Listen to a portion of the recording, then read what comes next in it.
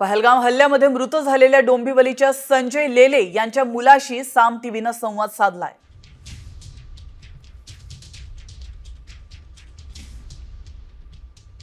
आपल्यासोबत संजय लेले यांचा मुलगा सध्या आहे।